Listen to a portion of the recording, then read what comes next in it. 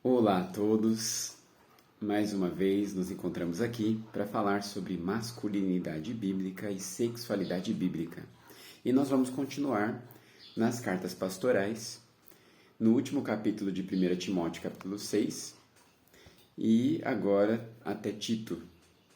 Então, no capítulo 6, a gente tem o seguinte, no versículo 9. Os que querem ficar ricos caem em tentação, em armadilhas e em muitos desejos descontrolados e nocivos que levam os homens a mergulharem na ruína e na destruição. Pois o amor ao dinheiro é a raiz de todos os males. Algumas pessoas, por cobiçarem o dinheiro, desviaram-se da fé e se atormentaram com muitos sofrimentos.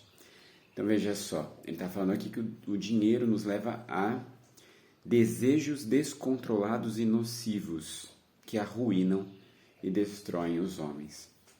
A gente pode entender da seguinte maneira: o dinheiro potencializa a vontade pecaminosa.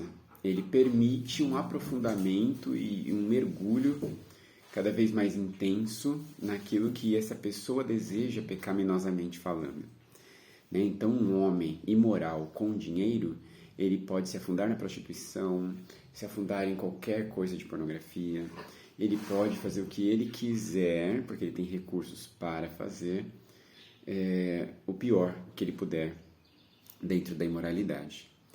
Então, é esse o alerta aqui. Cuidado, as pessoas vivem em função de querer enriquecer, ter dinheiro, mas se elas não tratam as questões do coração, se elas não tratam o que não está bem lá dentro, os seus vícios, os pecados que dominam a pessoa, que dominam esse homem, ele vai potencializar a disposição aí do pecado dele, o que ele pode fazer, por causa que agora ele tem cada vez mais recursos para fazer.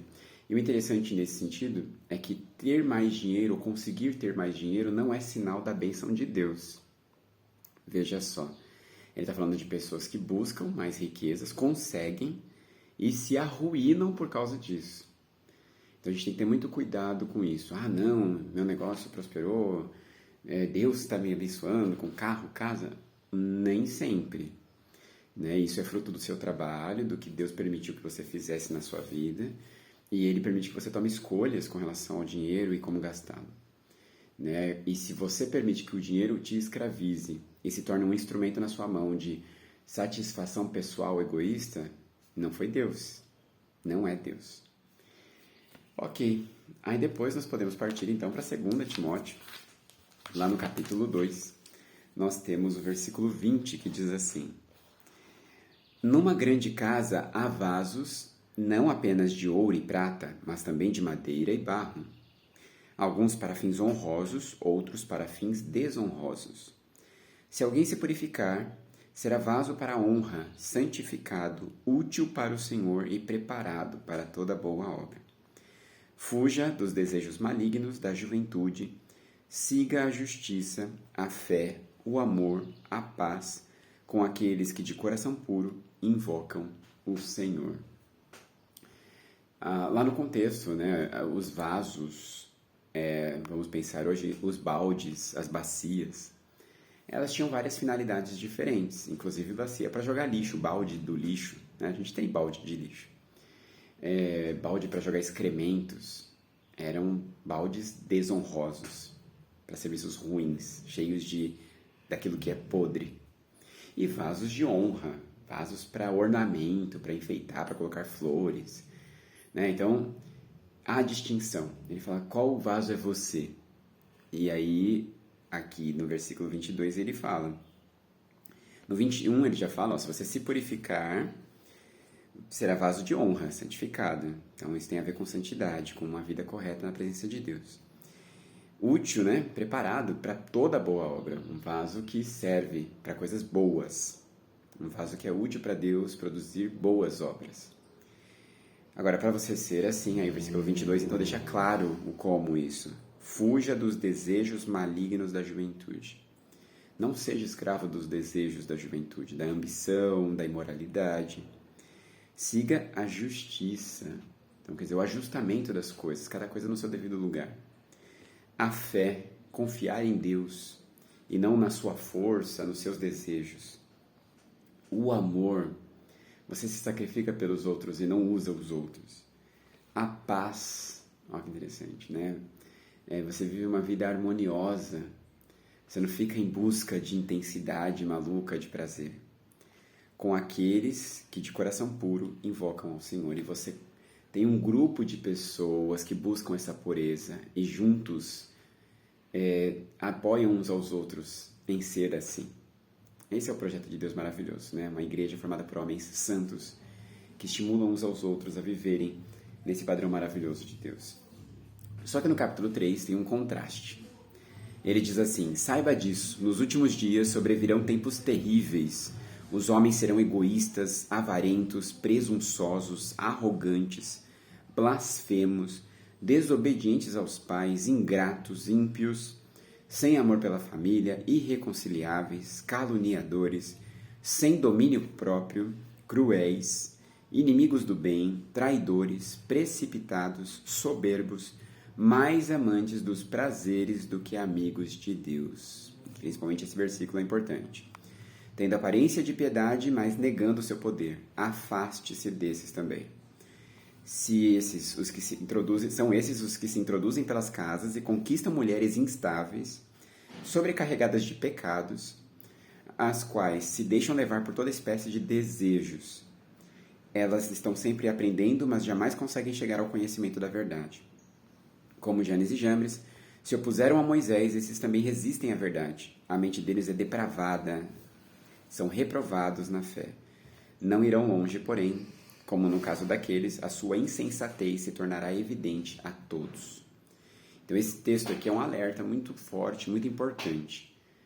Cuidado, né? Existe um perfil de pessoas, né, conforme o fim vai chegando, que quer viver na aparência do que é correto, mas mergulhado no que é imundo. Então essas pessoas, como a gente leu aqui que eu ressaltei, são mais amantes dos prazeres do que amigos de Deus.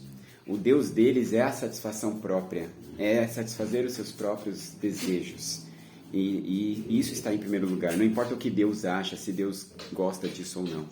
Eu quero, então eu vou fazer. Né? São pessoas que são assim. E aí às vezes usam até a fé, até a igreja, para praticar a imoralidade. Como esses homens aqui no versículo 6. Que vão atrás de mulheres vulneráveis, mulheres que também não estão vivendo uma vida em santidade, que também querem viver na aparência da santidade, mas em pecado, e juntos vivem no pior formato possível. Né? E aqui a gente tem que fazer uma ressalva que isso é verdade. Né? Então tem um monte de gente na igreja que vive na aparência de santidade, mas está só caçando. A vulnerabilidade daquele é a sexualidade, então eu vou dar em cima dele. Sabe, isso existe, a gente tem que estar muito alerta para as pessoas não se aproveitarem das nossas vulnerabilidades e nós buscarmos, ao contrário, pessoas que têm um coração puro, como a gente acabou de ler, e que querem me fazer ser melhores, não que querem se afundar comigo, ou se afundarem me levando, né? E aí, então, ele termina falando que isso será revelado, né? Essas pessoas não vão conseguir ficar assim por muito tempo e isso vai aparecer. Então, tomar muito cuidado. O que você ama mais? Os seus prazeres ou Deus? E aí a gente vai para Tito, lá no capítulo 2. Ele diz o seguinte, versículo 11. Porque a graça de Deus se manifestou salvadora a todos os homens. Ele nos ensina a renunciar à impiedade e às paixões mundanas e a viver de maneira sensata, justa e piedosa nesta era presente, enquanto aguardamos a bendita esperança, a gloriosa manifestação de nosso grande Deus e Salvador Jesus Cristo. Ele se entregou por nós a fim de nos remir de toda a maldade e purificar para si mesmo um povo particularmente seu, dedicado à prática de boas obras. Olha que texto bonito.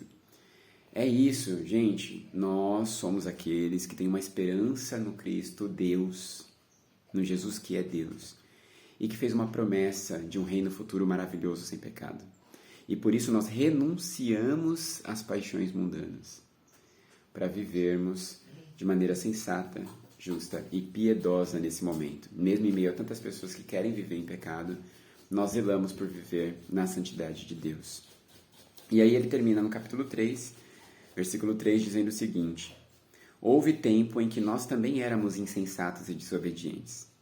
Vivíamos enganados e escravizados por toda espécie de paixões e prazeres. Vivíamos na maldade e na inveja, sendo detestáveis e odiando uns aos outros. Mas quando da parte de Deus, nosso Salvador, se manifestaram a bondade e o amor pelos homens, não por causa dos atos de justiça por nós praticados, mas devido à sua misericórdia, ele nos salvou pelo lavar regenerador e renovador do Espírito Santo, que ele derramou sobre nós generosamente por meio de Jesus Cristo, nosso Salvador. Ele o fez a fim de que, justificados por sua graça, nos tornemos seus herdeiros, tendo a esperança da vida eterna. Fiel é esta palavra e quero que você afirme categoricamente essas coisas, para que os que creem em Deus se empenhem na prática de boas obras. Tais coisas são excelentes e úteis aos homens.